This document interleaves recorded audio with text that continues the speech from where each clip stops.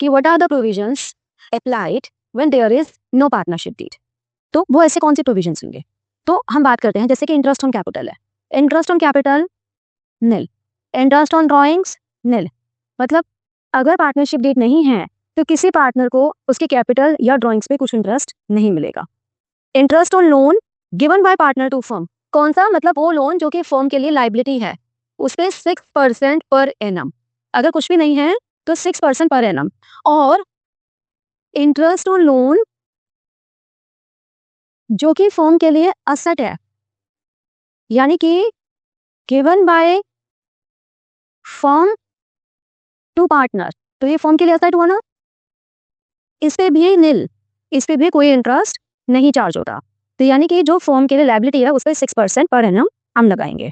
ठीक है, तो इंटरेस्ट ऑन लोन जो असेट है, यानी कि ऐसा लोन जो फर्म ने दिया है पार्टनर को, तो फर्म के लिए असेट हो गया, उस पर भी कोई इंटरेस्ट चार्ज नहीं होगा।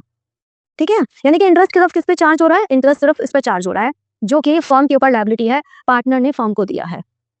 ठीक है, इसी तरह से प्रॉफिट शेयरिंग रेशियो इक्वल होगी, सैलरी या कमीशन नो। अगर कोई पार्टनर एक्स्ट्रा काम कर रहा है तो उसको कोई सैलरी नहीं मिलेगी, कोई कमीशन नहीं मिलेगा, अगर पार्टनरशिप डीड में लिखा है तो ही मिलेगा।